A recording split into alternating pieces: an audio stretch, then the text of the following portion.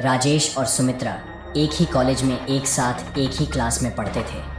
राजेश अपने पिता की तरह राजनीति में बेहद रुचि रखता था और कॉलेज में छात्र नेता में सबसे प्रबल नाम था। उसके पिता देश के केंद्र सरकार के मंत्रिमंडल में उच्च स्थान रखते थे। राजेश जितना अधिक नेता में प्रबल था, उतना ही वह लड़कियों का दिल जीतने में भी प्रबल था। उसकी छवि पूरे कॉलेज में बेहद उत्तीर्ण पद पर रही। वह पढ़ाई के साथ साथ खेल में भी अव्वल था। जब भी किसी भी शख्स को कॉलेज में किसी भी मुसीबत का सामना करना पड़ता, तो उसका हल मात्र राजेश के पास होता था। राजेश का दिल नेतागिरी के अलावा किसी अन्य पर भी केंद्रित रहता था। उस केंद्र का नाम सुमित्रा था। सुमित्रा बला की खूबसूरत थी। वह अंग्रेजी डिक्शनरी में ब्यूटीफुल शब्द का सबसे प्रमुख व्याख्यान करती थी। शर्मीले स्वभाव की भोली सी सूरत ओढ़े सुमित्रा प्रेम की एक अलग प्रस्तुति पेश करती थी, जो बेहद प्यारी थी। सुमित्रा मन ही मन राजेश को चाहती थी, लेकिन वह कह नहीं पाती थी, क्योंकि उसे यह डर था कि कहीं राजेश मना ना कर दे। क्योंकि राजेश बेहद अमीर घर से ताल्लुकात रखता था, तो वहीं सुमित्रा एक सामान्य परिवार की बेटी थी। एक दिन सुमित्रा कॉलेज से घर की ओर जा रही थी। रास्ते में उसे राजेश मिला। दोनों की नज़रें एक दूसरे को देखने लगी, जैसे कई जन्मों की बात कर रहे हों। फिर कुछ मिनटों के बाद दोनों ने एक दूसरे से नज़र हटाई और नीचे की ओर झुकाई। राजेश बाइक पर अलग दिशा में निकल गया, तो वहीं सुमित्रा अलग दिशा में। दोनों एक दूसरे से काफ़ी दूर हो गए थे। तभी सुमित्रा को कुछ लोग छेड़ने लगे, जो कॉलेज के ही थे। सुमित्रा काफ़ी घबरा गई और वहाँ से तेज़ रफ्तार में दौड़ने लगी। राजेश को अचानक से सुमित्रा के पास कोई काम याद आ गया। वह मुड़ा और अपनी बाइक की तेज़ी से सुमित्रा की तरफ दौड़ा, लेकिन वह अचंभित रह गया जब उसने देखा कि सुमित्रा वहाँ मौजूद नहीं थी। राजेश को वहाँ कुछ लड़के दिखे। राजेश को उन्हें देखकर यह आभास हो गया था कि ज़रूर सुमित्रा के साथ कुछ हरकत कर रहे होंगे। वह वहीं रुका रहा और उसने उन लड़कों से बात करके उन सभी को वहाँ से भेज दिया।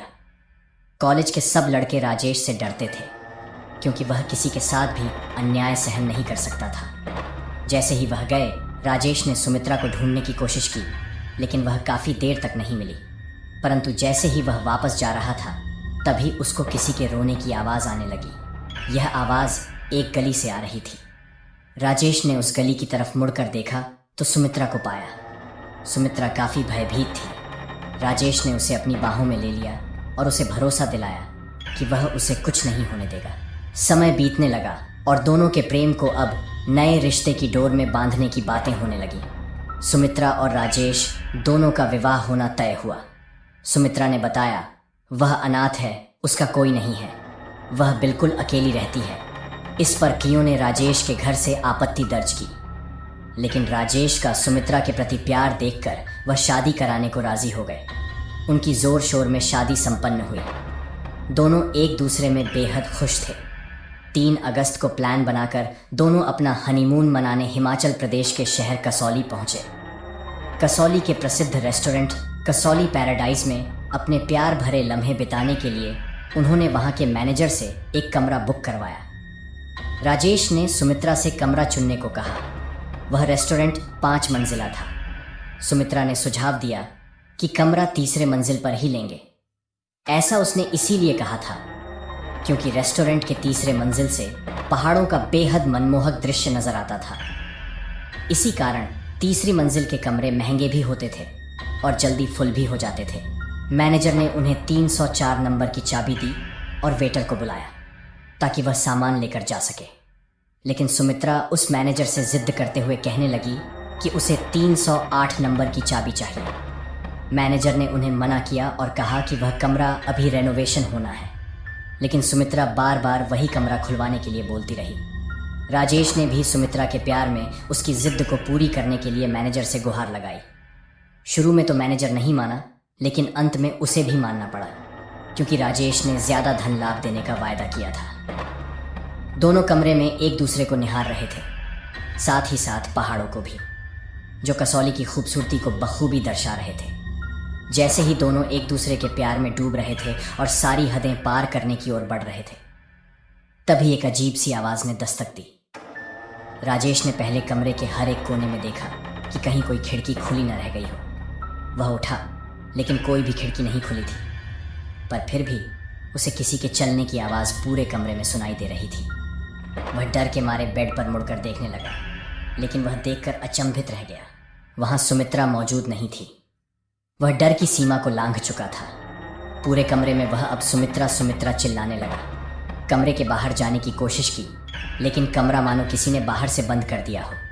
यह पहली बार था कि राजेश डर के मारे रोने लगा था। अचानक से राजेश को उस कमरे के बाथरूम से पानी चलने की आवाज़ आती है। वह दौड़ते हुए बाथरूम की तरफ पहुंचा। जैसे ही वह उधर पहुंचा, पानी की आवाज़ बंद हो गई। जानू, कहाँ ढूंढ रहे हो मुझे? आओ मेरे पास, सुमित्रा की आवाज़ आई। राजेश ने देखा कि सुमित्रा बालकनी में खड़ी हुई थी। जैसे ही राजेश डर के मारे उससे लिपटने के लिए बढ़ा, सुमित्रा एकदम से गायब हो गई और राजेश पहाड़ से नीचे गिर गया। उसकी मौत हो गई। अगले दिन उसकी लाश पहाड़ से बरामद हुई। इंस्पेक्टर रणदीप सिंह को इस घटना की तहकीकात करने की जिम्मेदारी मिली। उस लाश के पोस्टमार्टम रिपोर्ट के मुताबिक राजेश की मौत से पहले उसकी धड़कन काफ़ी तेज़ चल रही थी। इंस्पेक्टर ने सुमित्रा को ढूंढने की बहुत कोशिश की, लेकिन उन्हें सुमित्रा का कहीं पता नहीं चला।